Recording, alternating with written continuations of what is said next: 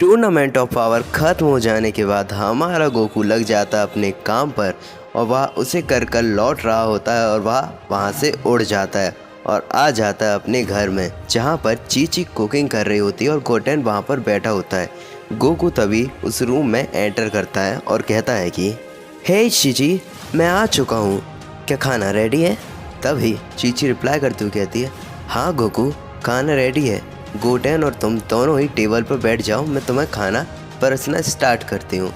और हम देखते हैं कि तीनों मिलकर खाने को एंजॉय करते हैं। खाना खत्म करने के बाद गोकू डिसाइड करता है कि वह कैप्सूल कॉरपोरेशन में जाएगा, जहाँ पर बुल्मा विश को कॉल करके वह अपनी ट्रेनिंग को कंटिन्यू करेगा।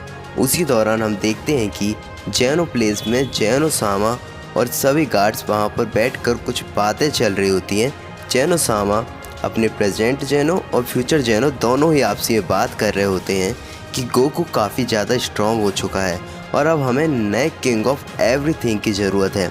क्यों ना हम गोकू को उसके लिए अप्रोच करें, क्योंकि उसने अल्ट्रा इंस्टिंक्ट जैसी महान टेक्निक को भी लर्न कर लिया है और साथ ही में हमने उसे देखा है कि उसने कई गॉड्स को सरपास किया है और गोकू काइंड हार्टेड भी है।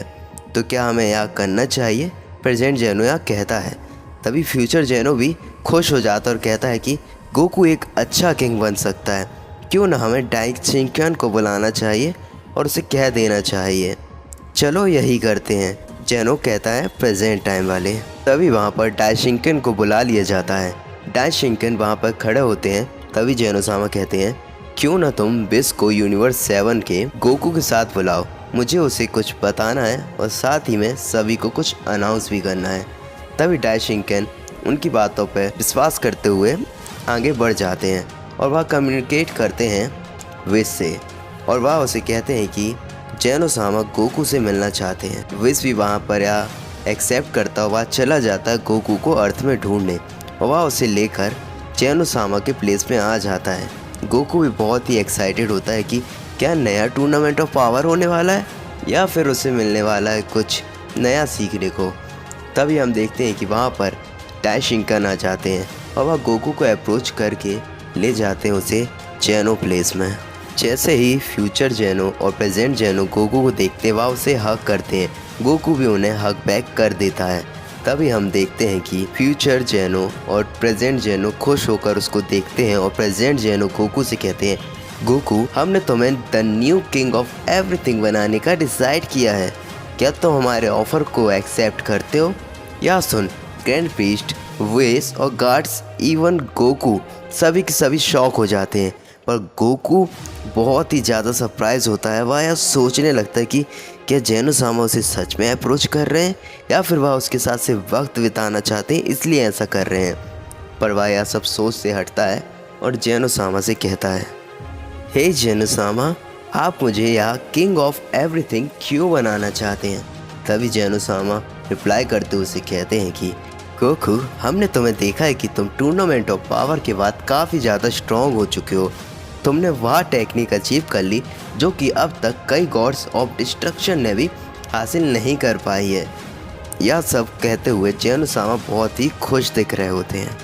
तभी गोकू थोड़ा नर्वस होकर कहता है, थैंक यू जैनो सामा, आपने मुझे इस लायक समझा और मुझे इस बात की बहुत ही खुशी है।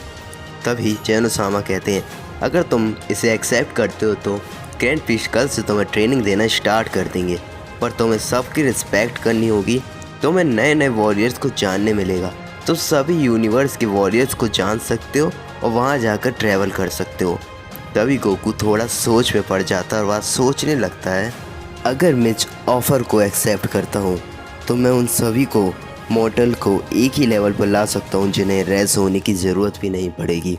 इस तरह से मैं सभी यूनिवर्स को और वह अपने लव्ड वंस को आसानी से बचा सकते हैं। गोकू यह सब सोचने के बाद सडन कहता है, मैं आपके ऑफ़र को एक्सेप्ट करता हूँ जैनो सामा।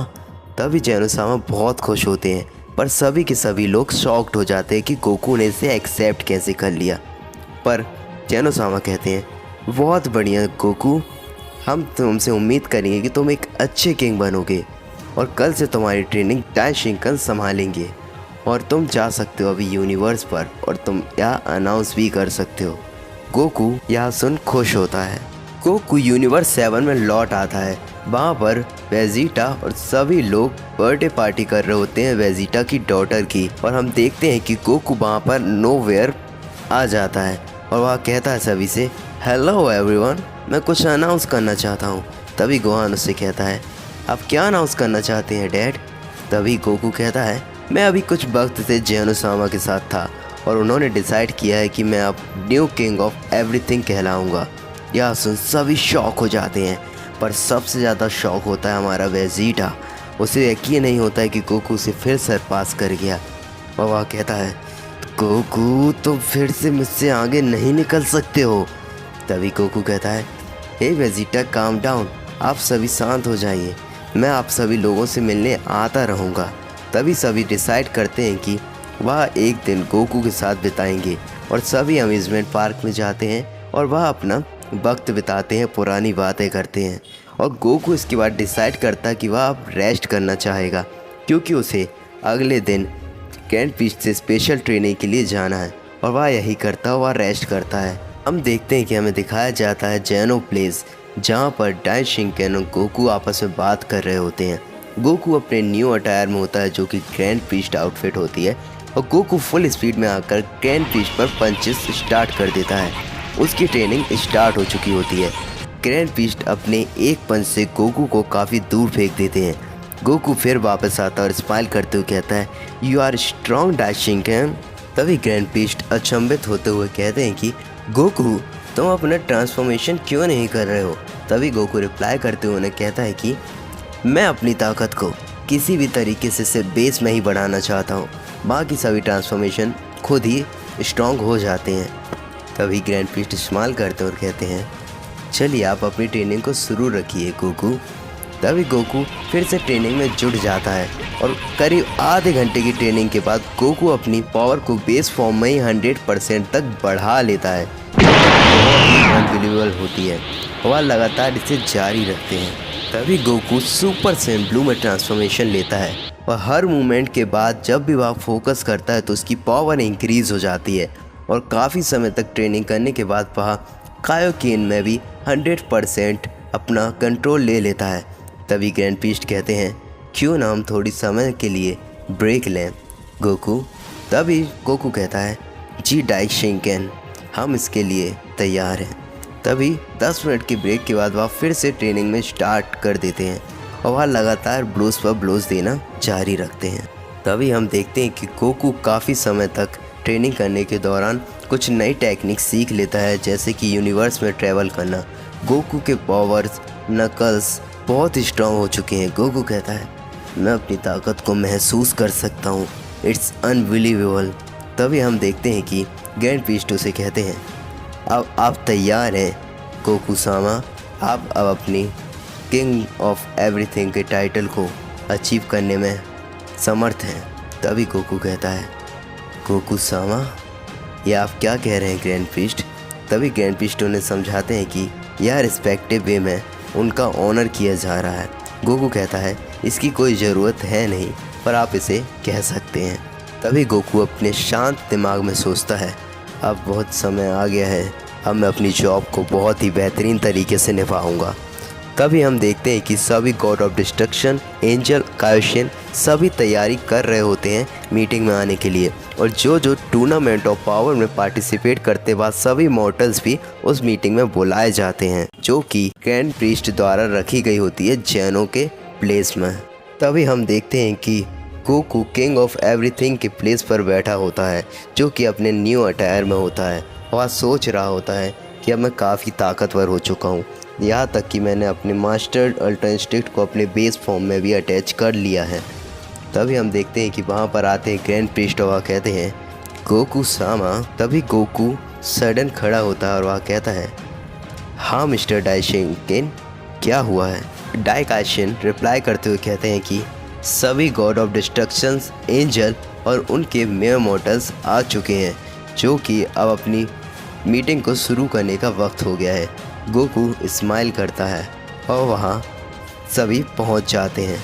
हम देखते हैं कि सभी एंजल्स, गॉड ऑफ डिस्ट्रक्शन और मॉर्टल्स वहाँ पर होते हैं। तभी ग्रैंड प्रीस्ट वहाँ पर पहुँचते हैं और वह जेनोस का आदर करते हुए कहते हैं कि जेनो सामा, सभी के सभी आ चुके हैं। अब आप अपनी अनाउंसमेंट कर सकते हैं। सभी के सभी मॉर्टल्स और गॉड ऑफ डिस्ट्रक्शन हैरान थे क्योंकि वहाँ उन्हें सडन बुलाया गया हुआ होता है। तभी हम देखते हैं कि जेनोसामा कहते हैं, तो आज मैं न्यू किंग ऑफ एवरीथिंग की अनाउंसमेंट करने वाला हूँ। सभी के सभी शॉक हो जाते हैं। तभी जेनोसामा अपनी उंगली पॉइंट करते हुए गोकू की तरफ वह कहते हैं कि यार the new king of everything होंगे यूनिवर्स 7 के गोकू। तभी यह सुन सभी शॉक रह जाते हैं। चांपा की आंखें बाहर की बाहर रह जाती हैं। वीरस भी फेंट हो जाता है, उसे समझ ही नहीं आता है कि यह क्या हुआ।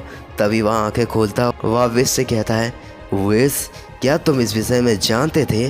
तभी विश कहता है, हाँ लॉर्ड वीरस, मैं जानता था। सभी कायोशिन और सभी एंजल्स सभी शॉक थे कि गोकू किस तरह से न्यू किंग ऑफ एवरीथिंग बन चुका है। वह गोकू को उसकी अटायर में देखते हैं। गोकू किंग ऑफ एवरीथिंग की अटायर को पहने हुए उनके सामने खड़ा होता है। सभी शॉक रहते हैं। सो गाइस, नेक्स्ट चैप्टर में हम देखेंगे कि इसके बाद सबके क्या रिएक्शन होते हैं और गोकू क्या क्या करेगा न्यू किंग ऑफ एवरीथिंग बनकर। तब तक हमारे चैनल को सब्सक्राइब कीजिए और वीडियो को लाइक कीजिए। Thanks for watching. Next videos और लॉन्ग होने स्टार्ट हो जाएंगे।